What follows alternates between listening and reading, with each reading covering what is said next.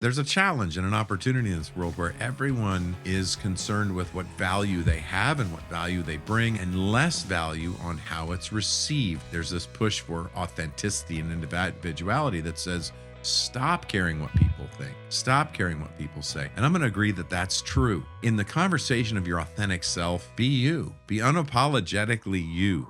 Hey everybody, Jeff here. Before we get started, if you're getting value from the podcast, please take a moment to like and subscribe to our YouTube channel. For those of you listening on podcast apps, don't forget to rate and review. Your support really helps the show reach more people. For that, I am truly grateful. Now let's dive in.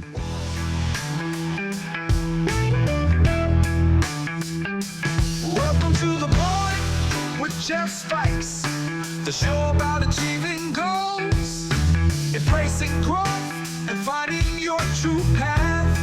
And now, here's your host, Jeff Spikes. Hello and welcome to The Point. This is your host, Jeff Spikes, and honored and privileged to be here. There's been some excitement and some discussion amongst a couple of organizations that have benefited from a few of the workshops that we put on. And one of the biggest questions has been around why it's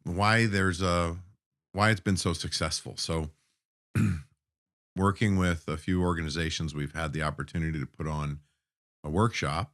This actually in the past year started with a breakfast at a trade show where people were coming together from an industry, and there were breakout breakfasts for different suppliers to get to know their clients and their potential clients a little bit better on a more personal note. The company I'm working with, TAG, is very interested in getting to know the people in the healthcare industry, specifically supply chain. You can show up to these things and you can go in there with the idea of selling, or you can go in there with the idea to get to know people and want to understand your clients better. And not just in the sake and nature of doing business, but in the sake and nature of knowing who they are so that you can be a better service and more relative to what's happening. And it's such a blessing to be working with a company that has the heart and the spirit and the drive to really want to be that partner and that be part of the team in that way. So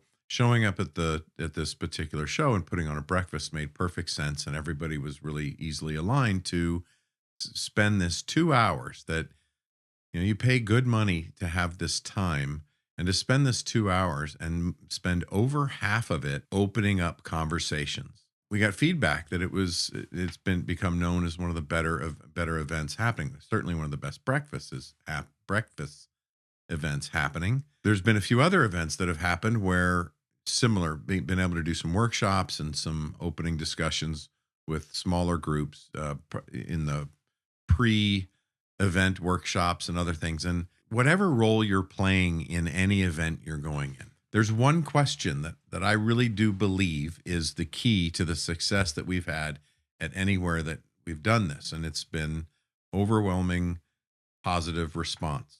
And the number one thing that has been paramount, the one question is, first we do the standard, we welcome people. We talk to them about what brought them there and other things. We just get to know them in the front end of it. But the number one question we ask across the board, we ask people to consider what is the one thing that if you get from this conference, that you will then conclude, you'll believe, you'll know that one thing made it the best investment of your time and resources of that year. And then I might offer some options or the quarter, at least a quarter. Like, what made this the best investment of your time?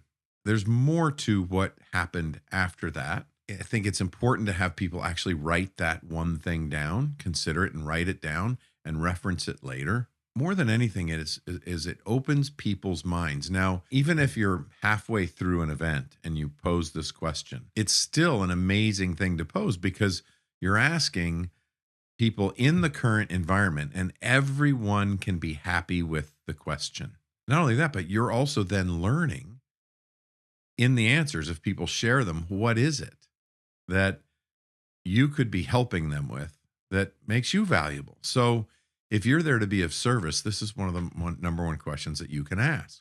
There's a benefit to anyone. The event loves it because you're opening people's minds to the consideration. The people there love it because they feel like they've had their minds opened.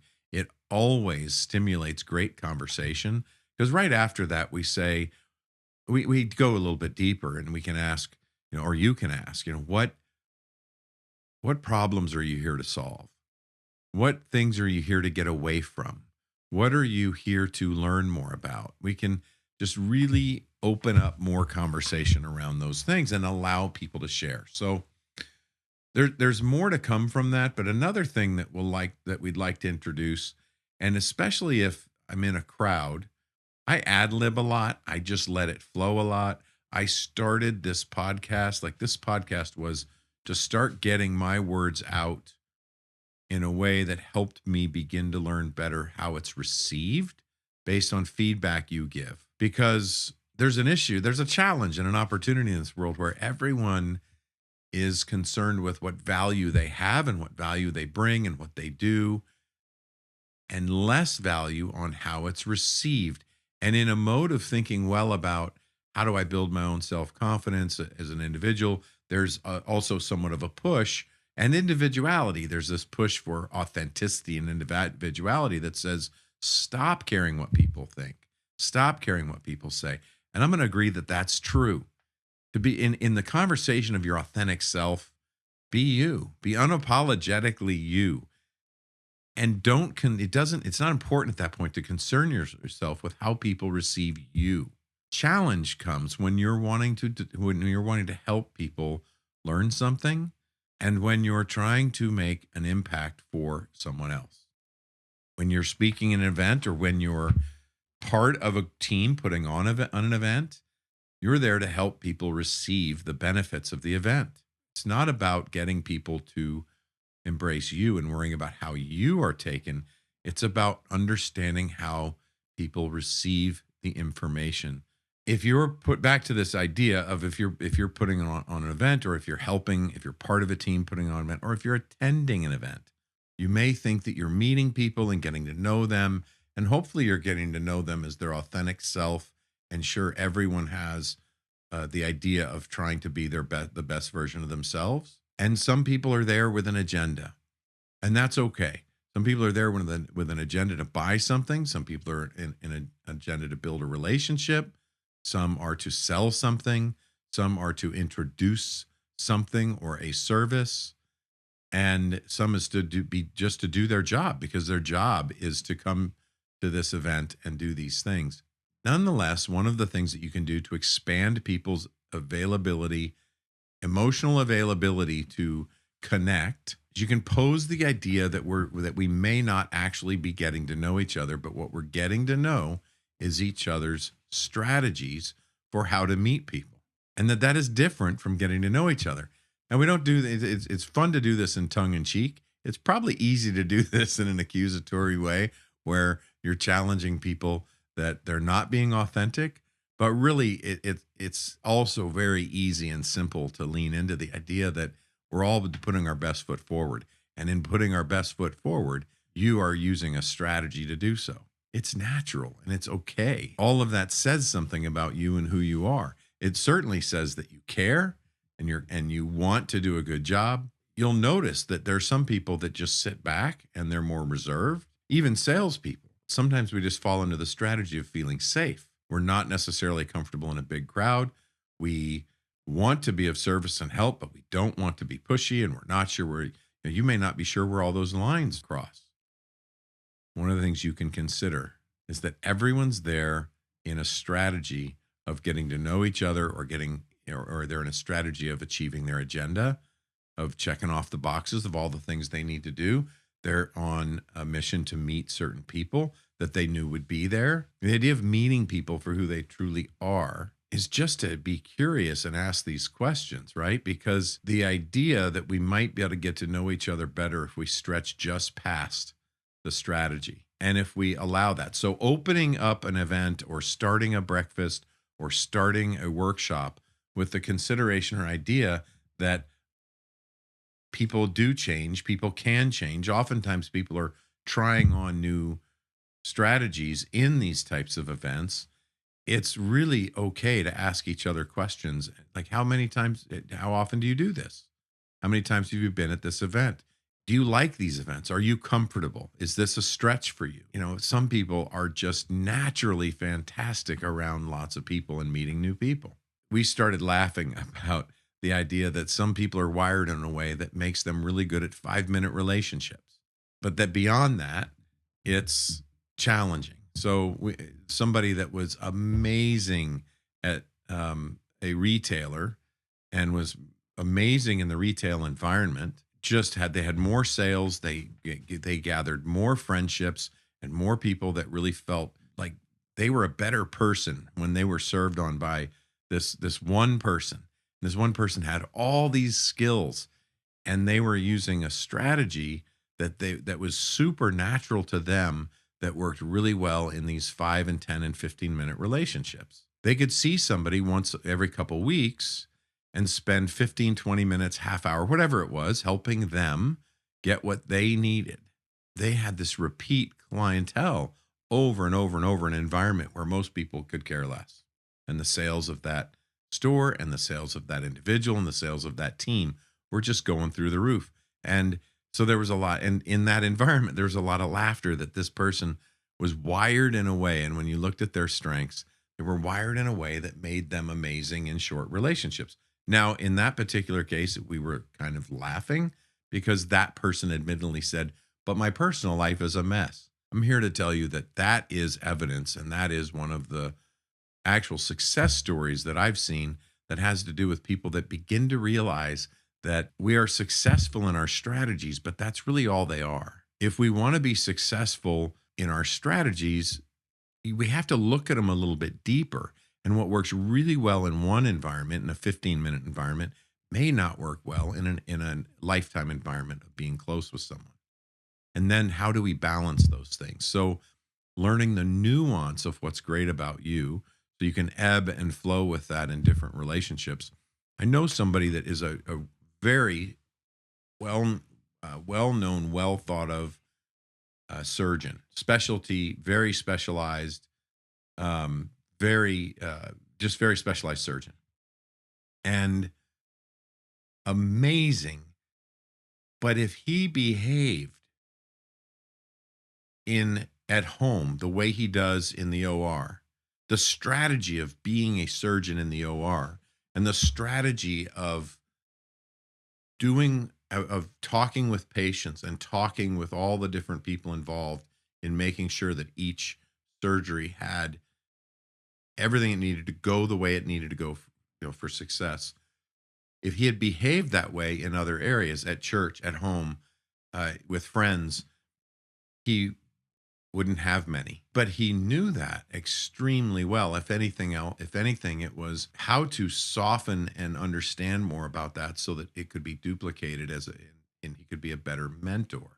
Could the strategies he was using that allowed him to be so successful be duplicated by others so that he could teach others to be successful? And to him, it was important that he have a legacy, that he share beyond what he was doing in the moment. So we'll share beyond just what he was able to do himself and allow others to do the same.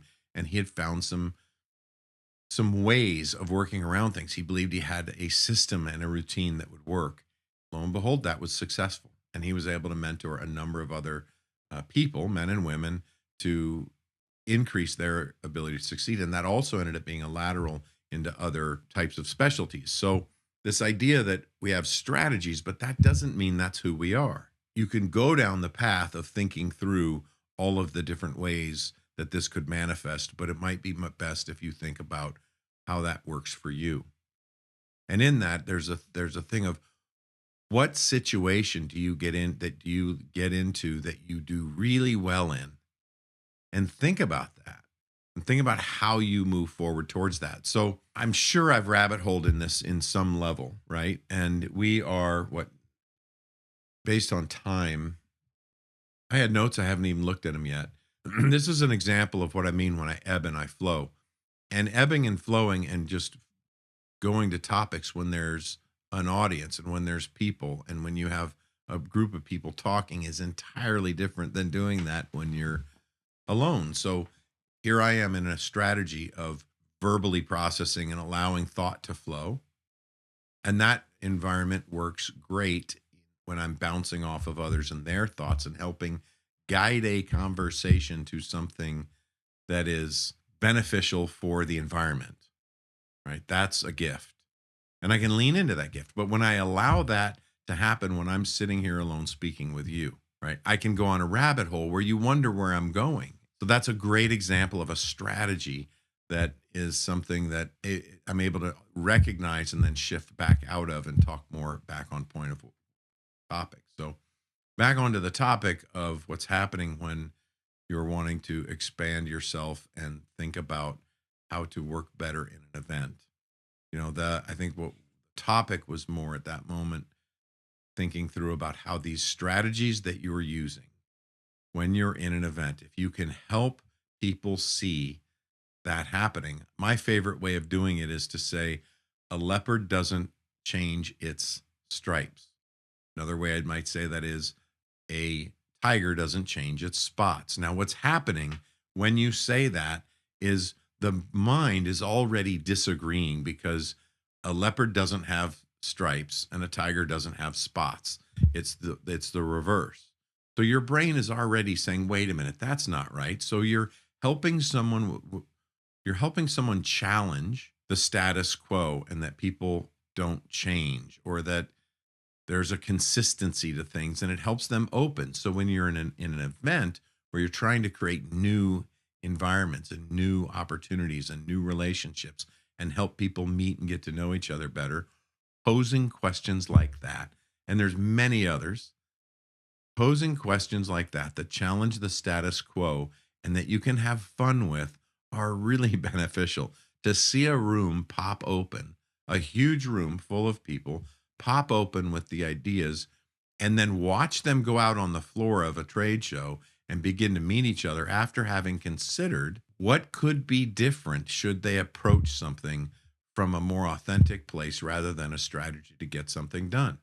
And those that are already naturally authentically in their space and have been to the trade show over and over, to settle down a little bit and realize that the status quo of, oh, I'm going to have people coming to me for this, and oh, I'm going to, what they're expecting, it gives them a layer a little bit deeper to look at. It just reminds them of something they already probably know and recognize that they know, so that all of a sudden it can be a life-changing, an event-changing type of question to begin to pose. So on top of giving people room to just speak openly and consider the ideas of what they're there for and what that one thing is that they could get, that they could take away, that if they take away makes it the most amazing investment of their year, the most amazing investment of their time, their resources, was to be there. What's that one thing they could take away? It opens their mind up to the idea of what they could take away. And then the idea that they're in their strategies and that they're getting to know people from a standpoint of strategies, and that leopards do change their stripes, right? Or leopards don't change their stripes. Therefore, your meetings, you get to know people from below the surface. Get to know people for who they really are, not just the strategy that they're deploying. And then have fun with that. If you're there and if you already know people and you're part of it, have fun with that. What are the strategies that are commonly used in the industry? Right? What are the problems and the challenges faced that are natural in the industry? Open up our consideration of what strategies we're using best with that. And with those things, one of the most common things that can happen is open dialogue and conversation about how different people's unique perspectives can give you new ideas of how to handle situations that didn't think there was as many alternatives for prior to having that collaboration. Well, isn't that the nature of why to have these events to begin with? That is the point for today, is how to, it was really to leverage and come off of these successes that we've had this year and a lot of the questions that have come around how to expand this and how to help people understand it. And the best way to do that is to share it with you so that you can carry it forward into your events and into your life and into your business and into your circle of friends and to your team. and to yourself, and consider these ideas, so that down to the point of our show is to really consider that unique, amazing, special part of you, which is about your perspective and your way of getting things done, because everyone does that differently. With all the similarities that connect us and bring us together, the one thing that makes you specifically unique, or the many things that make you specifically unique, are more related to your perspective of things based on who you are, how you're wired, and your life experiences, the steps you take. And we're oftentimes fitting into the mold of someone who says, this is how you do it.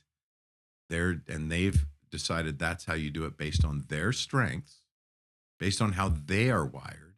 Some may be able to follow that mostly. There may be a way to do that that fits most of the people, but it doesn't fit all until you come along and share how you approach it. That's slightly different. It's wonderful to consider the status quo and the other ways to do things. And it's even more wonderful to consider, what if I did it differently? And if I did something differently, what could that end result be? So exciting to bring these concepts and ideas into shows and into environments. I look forward to doing more and more of that.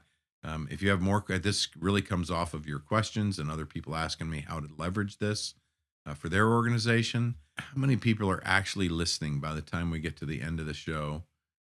That's a great question. There's stats for that, but clips are amazing. People are giving me so many or sending so many comments in off of the clips alone. And I'm like, listen to the show. Like, if you listen to the 5 minutes around that clip, and it's all laid out. There's like a table of contents in there of when we're speaking about different things. It is so funny.